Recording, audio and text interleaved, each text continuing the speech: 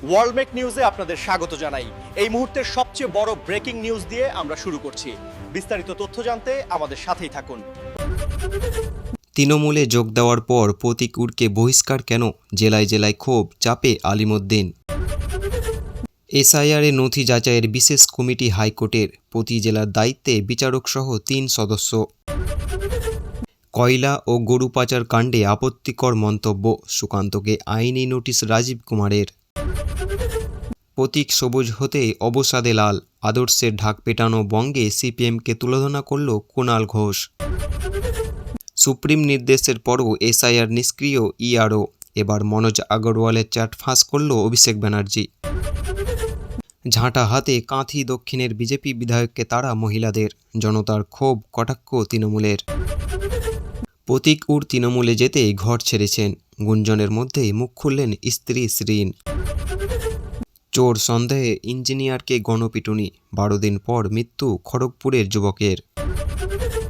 শান্তিনিকেতনের হোটেল থেকে উদ্ধার তাজা বোমা, বড়সড় প্রশ্নের মুখে পর্যটকদের নিরাপত্তা। বসন্তের আকাশে কালো মেঘের ঘনঘটা, দক্ষিণের 8 জেলায় বৃষ্টির পূর্বাভাস, ভিজবে উত্তরও। ক্ষমতায় এলে বাংলায় বন্ধ মাছ মাংস, ভাইরাল বিজেপি নেতা হুঁশিয়ারি, পাল্টা তৃণমূল। বাংলাদেশে বসে জঙ্গি হামলার ছক, বাংলাসহ 2 রাজ্য থেকে 8 জন ধরা পড়তেই ফাঁসছে পরিকল্পনা। ভারত পাক সীমান্তে পাঞ্জাব পুলিশের 2 আধিকারিককে গুলি করে খুন, বাড়ছে উদ্বেগ। আসামের ভোটের লড়াইয়ে টাকা নেই কংগ্রেসের, বিজেপিতে যোগ দিয়ে দলকে কটাক্ষ ভূপেন বড়ুয়ার। এতক্ষণ শুনলেন সংবাদ শিরোনাম, এবার জানাবো বিস্তারিত খবর। রাজ্য রাজনীতিতে বড় ধাক্কা সিপিএম শিবিরে, যুবনেতা প্রতীকুর রহমান তৃণমূলে যোগ দেওয়ার পরই তাকে দল থেকে বহিষ্কার করল কমিউনিস্ট পার্টি অফ ইন্ডিয়া। শনিবার বিকেলে অভিষেক ব্যানার্জির হাত ধরে তৃণমূল পতাকা তুলে নেন প্রতীকুর রহমান। তার কিছুক্ষণের মধ্যেই আলিমুদ্দিন থেকে প্রেস রিলিজ জারি করে সিপিএম জানায়, দলীয় গঠনতন্ত্রের 19 নম্বর ধারা এবং 56 নম্বর উপধারা অনুযায়ী তাকে বহিষ্কার করা হয়েছে। কিন্তু কেন এত তড়িঘড়ি বহিষ্কার? দল সূত্রে খবর, প্রতীকুর আগে দলবিরোধী কার্যকলাপের অভিযোগে নজরে ছিলেন, যদিও এর আগে তাকে বহিষ্কার করা হয়নি। কিন্তু তৃণমূলে আনুষ্ঠানিক যোগদানের পর আর দেরি করেনি সিপিএম নেতৃত্ব। প্রতীক উড়ে দল ছাড়া নিয়ে সিপিএমের অন্দরেই অন্তর্দোষ ছড়িয়ে পড়েছে বলে খবর।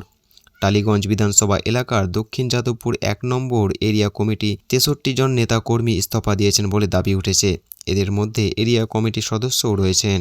সিপিএমের যুবনেতা শতরূপ ঘোষ প্রতীকুর প্রসঙ্গে কড়া ভাষায় আক্রমণ করেন। অন্যদিকে তৃণমূল নেতা অরূপ চক্রবর্তী সোশ্যাল মিডিয়ায় পোস্ট করে সিপিএমকে কটাক্ষ করেছেন। 2026 সালের বিধানসভা নির্বাচনের আগে এই রদবদল সিপিএমের সংগঠনে চাপ বাড়াতে পারে বলেই রাজনৈতিক মহলের একাংশের মত।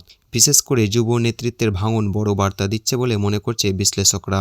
সব মিলিয়ে প্রতীকুর রহমান দলবদল ঘিরে রাজ্য রাজনীতিতে নতুন সমীকরণ তৈরি করেছে। এখন দেখার এই ঘটনা আগামী নির্বাচনে কতটা প্রভাব ফেলতে পারে। রাজ্যের ভোটার তালিকার বিশেষ নিবিড় সংশোধন বা এসআইআর প্রক্রিয়া ঘিরে বড় পদক্ষেপ নিল আদালত। ভোটার তালিকার নথি যাচাইয়ের জন্য প্রতিটি জেলায় 3 সদস্যের বিশেষ কমিটি গঠন করল কলকাতা হাইকোর্ট।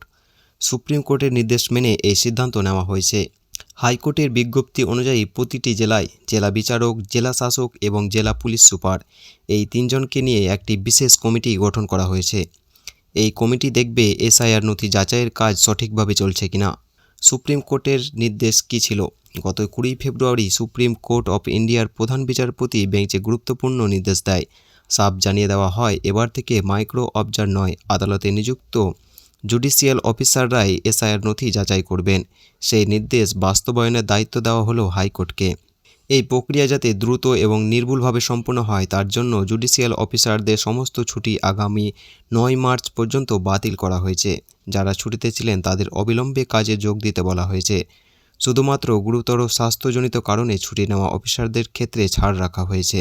2026 সালের বিধানসভা নির্বাচনের সামনে সেই প্রেক্ষাপটে ভোটার তালিকা স্বচ্ছতা ও নির্ভুলতা অত্যন্ত গুরুত্বপূর্ণ। আদালতের বড় পদক্ষেপ নির্বাচন প্রক্রিয়াকে আরও স্বচ্ছ করতে বড় ভূমিকা রাখতে পারে বলে মনে করছে রাজনৈতিক মহল। সব মিলিয়ে এসআইআর প্রক্রিয়া ঘিরে আদালতে কড়া নজরদারি শুরু হয়েছে। এখন দেখার বিষয় এই বিশেষ কমিটির তৎপরতায় কত দ্রুত সম্পন্ন হয় নথি যাচাই। এতক্ষণ শুনলেন বিস্তারিত সংবাদ। আজকের মতো সংবাদ এখানেই শেষ হলো। ধন্যবাদ।